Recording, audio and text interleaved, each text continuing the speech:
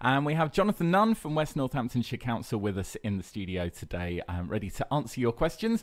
And one of the other things that I wanted to have a chat about this morning was the other regeneration work that's going to be taking place in Northampton, because we mentioned the Market Square, £8.4 million being spent on redeveloping that. Yep. Which unfortunately doesn't increase with inflation. After you get given the money, it kind of sits there in the bank and you've got to spend it. There's also been money from the Towns Fund for other projects to improve the town centre.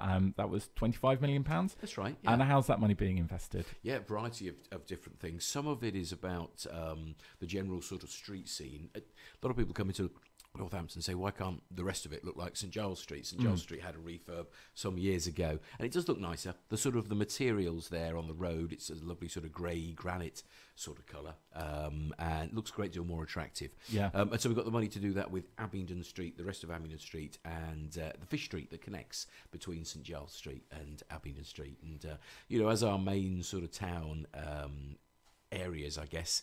Again, they look a bit tired and slightly drab, a little bit like the block pavers on the market. They have a similar sort of finish to them, don't they? It just looks, doesn't look its best. Does it mean, though, that when this is done, there's going to be very much a them and us thing in the town centre? There's going to be the lovely refurbished, sparkly new section, and there's going to be a kind of an underclass of retail outside of that that's still looking a bit drab and tired? I hope not.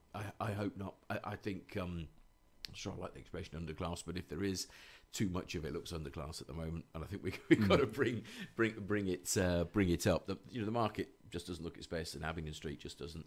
Lots and lots of things going on in town centres and changing so rapidly in town centres. And accept that this is not everything, but making the place look a bit nicer, feeling a little bit of pride creeping back into it, I think is an important starting point. So that's the first bit, the sort of street scene look. Yeah. Some of the other projects, quite a few are around sort of heritage, really. So down at Mayfair, towards the station, if you walk down Gold Street and across the road, you're in Mayfair, and down there is St Peter's Church, and it's run by the Church's Conservation Trust, and I think they describe it as one of the finest Norman churches I think it's in the country. It's quite an incredible church, and lots of history.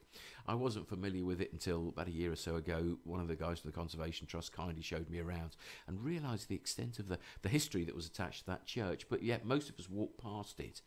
And then next door to it, you've got the Black Lion, which is, I believe, pretty much the oldest pub in the town, in Northampton, that had been closed for some time.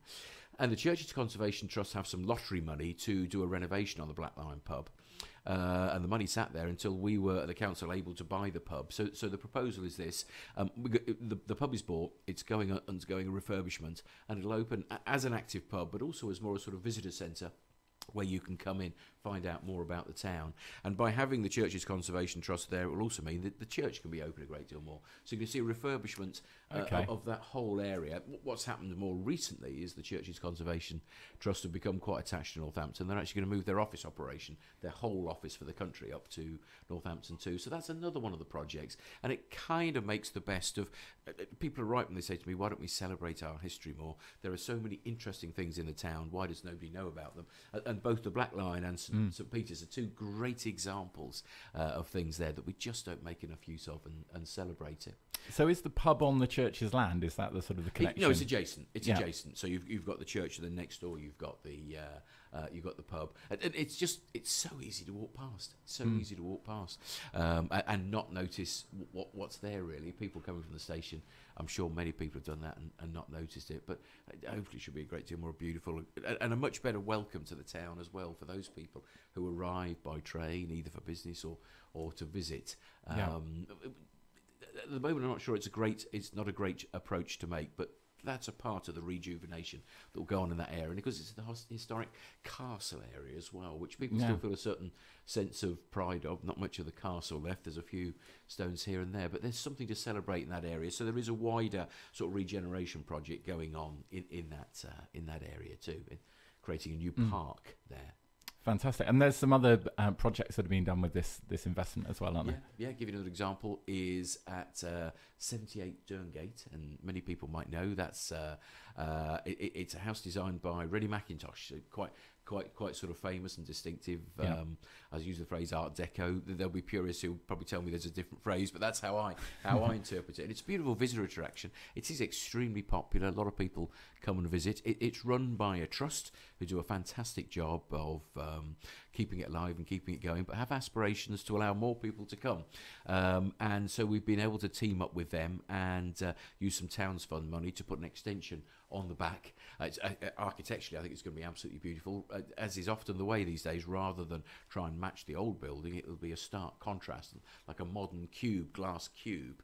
But what that'll allow them to do is to have so many more visitors come in and to run sort of functions and events and so on, which will help the sustainability of the trust and the operating costs and so on. So it'll both make it a better visit attraction, but it'll also mean that its future is more secure by having a larger income and more visitors coming in. That's down on Derngate, so that's another example of the projects. It sounds like a lot of projects about improving the sort of the ambience of the town centre and the sort of the visitor attractions. That's it. Rather than directly investing in the shops themselves. Are you hoping that creating a nice environment and driving a bit of footfall into town for those reasons will have a knock-on effect in attracting the retail offering? Yes, I think so. I mean, we have to accept that. But first of all, there are some things that councils can do and can't, and there are relatively few shops in the town that are owned by the council. Most of them are, private landlords of all sizes. Some of them large companies. Some of them, there are some families who historically have owned quite a lot of property in the town, and that's passed down through the generations through family businesses, and that's still the case. So in terms of, for example, what the rents are on those shops, that's largely out of the council's control, and indeed what the shops look like and who they're let to. I think if you like, the levers we can pull are exactly that. They are making the town, more, or perhaps risk making it a less attractive place. It's about making it attractive as best we can. And I think it's also about accepting the change in town centres. And if you ask anybody, probably anybody of my sort of age, anybody over 50, what do you think of Northampton? There's a good chance their reaction will be straight away, it'll be about shops. It's a shame M&S went or whatever, because we've always known the town as shops. Growing up in Northampton, as I did, lived out in the villages, every Saturday as a young kid, it would be a pilgrimage into Northampton, because that's where the shops were, and the place was bustling. You were jostling past people on the pavements and so on. That to some extent was a different world. We know that we can now shop online, and most people do. There's very few people who don't. And if you didn't before lockdown, you certainly learnt about Amazon during lockdown, didn't you? Couple that with out of town. Now, for whatever reason, we have very successful out of town retail parks. And so when I say to people, retail is thriving in Northampton. If you go to Riverside Retail Park or whatever it might be at the weekend, you can barely get parked. So these are the choices people make. So we have the town we have. We've almost been lazy, I think, and we've almost allowed Northampton to be defined by retail. We've ignored all the history. I think we have as much history as many places like York, but yet we've just stuck to retail. So when retail habits change, people say, well, what is there left of the town? I'll tell you what's left. There's beautiful history, there's marvellous architecture, there's an awful lot to celebrate. We just need to catch up in a hurry, and so that becomes a leisure experience. It becomes a whole different experience. Yes, we want people to come into Northampton, but I mean, how lucky are we that if we live in Northampton, a family can wake up on a Saturday and say, right, family, what do we want to do today? If we want a shopping mall experience, we can go to Milton Keynes. We have Rushden Lakes on the doorstep. If there's something there that's tempting, you could even go to Leicester, to Foss Park or whatever. Maybe you go and have a day in Stratford-on-Avon. That's not far away. But now and again, we want people to wake up and say, no, Northampton's where we're going to go today, because it's got some small, unique retailers. It has the Grosvenor Centre with some of the high street brands. There's a new exhibition in the museum. We haven't been there for a few months, and we know there's a new touring exhibition that's coming round. We would like to have a stroll here. Let's go and have a look at 78 Derngate. In other words, we have to redefine what that offer is. It's no good knocking the competition. You've got to give people a reason why they come and see you. And what we need to do is define that Northampton offer. And the raw material that we have is absolutely fantastic. It's not necessarily just about packing the place with shopping, because that's yesterday, if you like. But I think, it would be exciting to see more of those small independent retailers and those kind of quirky shops that you'd find in more of a historic town centre. Yeah, I mean, there are so many wonderful ones. As you say, we could say, I always think St Giles Street is is good for that. Got some wonderful independent food shops and those things that are different and distinctive, and it makes it a feel it and touch it shopping experience rather than just a log on, click and buy experience, doesn't it? It's that sort of thing.